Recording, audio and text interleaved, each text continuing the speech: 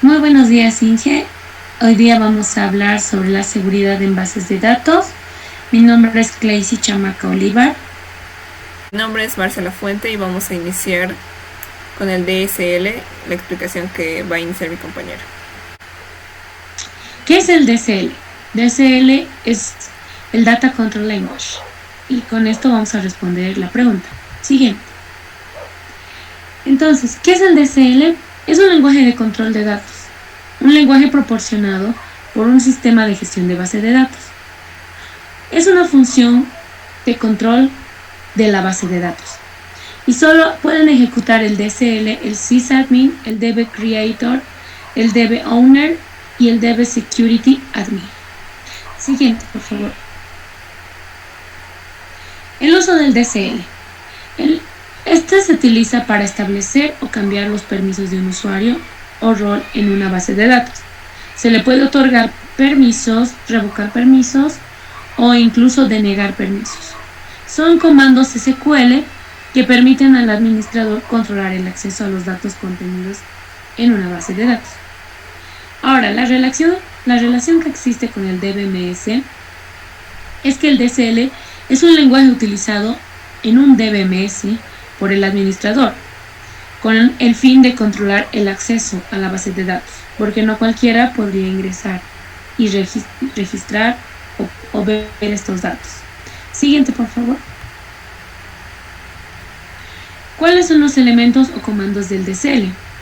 Se dividen en dos grupos, el grant y el revoke. El grant concede permisos de una base de datos. Quien crea el usuario o el objeto es el propietario y este tiene todos los permisos que se muestran en la parte de abajo. También este puede dar o otorgar permisos a otro usuario, denominado el permiso de concesión. Entonces, los permisos que se pueden asignar son el usage, que es para un objeto en específico en la base de datos, para utilizarlo. El select, para acceder a vistas de las tablas. El insert, que si especificas el nombre de una columna, se le puede insertar datos en esa columna específica. El update, que es para actualizar o modificar lo que ya se había dado en el insert. El delete, para eliminar los registros de una tabla o vistas. El reference, que si se especifica el nombre de una columna, se puede referir a esa columna indicada como un vínculo de integridad. El grant option, que permite dar permisos a otros usuarios. Y el all, que otorga todos los permisos menos el grant option. Siguiente, por favor.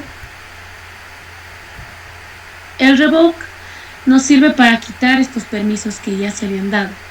Entre estos comandos que podemos utilizar son el grant option for, que es para quitar los permisos de concesión, y el restrict, que se usa cuando existe en un solo objeto.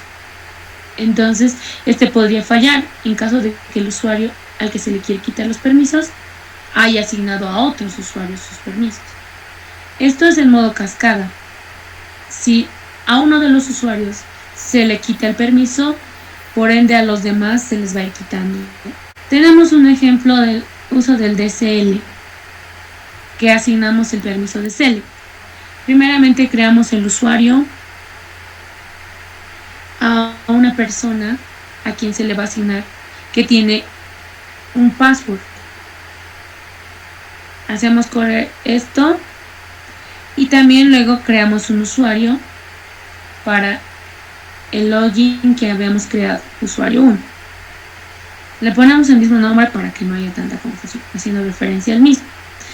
Al hacer correr estos comandos, vemos que este usuario aún no tiene permiso designado. No tiene el permiso asignado, entonces se los podemos asignar usando grant select on consola al usuario 1. Al ejecutar esta línea, nos aparece un mensaje que nos dice que ya ha sido completado el comando con éxito. Así que esta persona ya tiene permisos para poder ver las tablas o las vistas. Ahora a continuación mi compañera va a explicar. Gracias. Bien, continuando con la explicación del tema asignado, nos ha tocado también explicar la base de datos no SQL o la base de datos no relacional.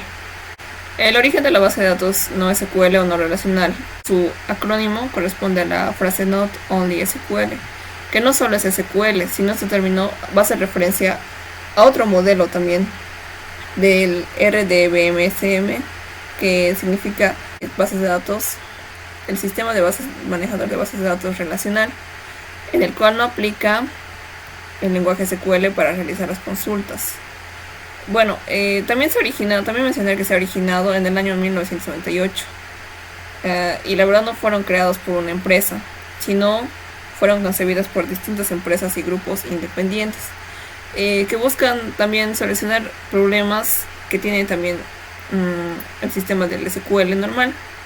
Bien, ¿qué es el no SQL? Cuando hablamos de esto, podríamos hablar de estructuras comúnmente conocidas en materias anteriores.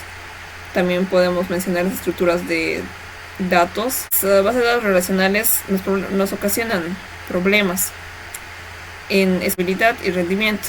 Entonces, por esa razón se ha creado el no SQL, para también almacenar de diferente forma la información, que no van a cumplir exactamente con el esquema de la entidad relación. Van a utilizar otro tipo de formatos como clave valor, mapeo o algunas columnas de grafos. También tenemos las diferentes ventajas de utilizar NoSQL. Una de sus ventajas podría ser que son versátiles y permitirán agregar información o cambios en el sistema sin necesidad de configurar otras cosas. Soportan el crecimiento horizontal. Se podría decir que soportan estructuras distribuidas. Se puede instalar nuevos nodos operativos que balancean la carga de trabajo, y es más fácil su expansión debido al escalado horizontal.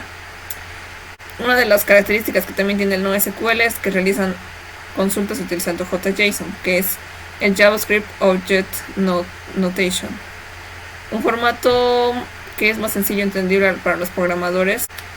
También tenemos las diferentes desventajas. No siempre es la opción ideal utilizar el NoSQL. Con el fin de decir una de ellas, la más importante que podríamos mencionar es no admiten funciones de fiabilidad. Podría decirse que en transacciones nosotros utilizamos el término ACID, la atomicidad, consistencia, aislamiento y durabilidad. Esto también significa que nuestras bases de datos no relacionales no soportan esas características y no ofrecen el mismo rendimiento y la escalabilidad que una base de datos relacional. Podría limitar también nuestro número de aplicaciones en la que podemos confiar, especialmente las transacciones, que no podrían ser muy seguras y confiables a menos que se haga mantenimiento de las mismas. Los motores que existen de bases de datos no relacionales. Tenemos, por mencionar unos cuantos, tengo MongoDB, que está escrito en C++, y como mencionaste anteriormente, las consultas se hacen mediante JSON, que pertenecen a JavaScript, y esto se utiliza mediante bases de datos orientadas a documentos. Esto quiere decir que se guarda en un registro y tiene su forma de almacenar con BJSON, y es una representación binaria de JSON. Las empresas que utilizan MongoDB, entre mencionar, es Trello y Uber, que Trello es un software que se utiliza bastante para la organización de proyectos, y Uber es conocido como una aplicación de transporte para conseguir transporte seguro y confiable. Tenemos también ArangoDB. Este también está desarrollado en C++, el cual tiene su lenguaje de consultas, que es AQL, que es ArangoDB Query Language, que también le permite realizar consultas entre los diferentes modelos de datos indistintamente. De mencionar algunas empresas, la verdad, conocidas, que son Cisco, que da mantenimiento y servicio de telecomunicaciones bastante conocido, y Barclays, que es un sistema de bancos, un sistema financiero conocido en el extranjero. Bien, entre otras para mencionar tenemos Amazon DynamoDB, la cual es utilizada por Netflix, Azure Cosmos DB, la cual es utilizada la verdad por Coca-Cola, y Google Cloud Firebase, que es utilizada por Wix. Bien, entre los ejemplos que tenemos de bases de datos no relacionales, como hemos mencionado, utilizan el JSON. Bueno, para insertar en MongoDB, por ejemplo, tenemos que definir un elemento. Le ponemos un nombre, los campos que queremos añadir, en este caso son nombre, apellidos, edad y aficiones en un write, y los amigos que tiene esta persona, por ejemplo. Y en nuestra parte de abajo tenemos la parte que nosotros añadimos a la base de datos amigos, insertar esta parte que sería el nombre que hemos asignado al elemento. También tenemos, podemos insertar mediante Mongo un elemento directamente, que son amigos, punto insert, nombre. A comparación del otro, tenemos esta parte de acá que está insertado por separado, pero aquí no. En la base de datos amigos podemos insertar el nombre, el apellido y todos los campos que requerimos, sin necesidad de añadirlo después. Para borrar en MongoDB se puede utilizar, por ejemplo, unas pruebas, nombres pruebas, y podemos eliminar términos exactos, o sea, puede ser un 2, un 3 o la A, mediante claramente sus términos propios de la base de datos. Por último, en MongoDB también podemos actualizar, modificar. Añadimos nuevos campos con el término update.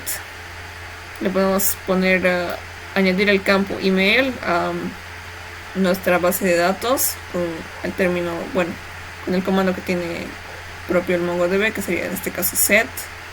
Y modificar campos existentes. Por ejemplo, aquí queremos añadir el apellido, otro apellido más. Y tal vez si no tiene ningún apellido, añadirle los apellidos con el mismo comando. Con eso sería nuestra presentación. Gracias, ingeniero, y felices fiestas.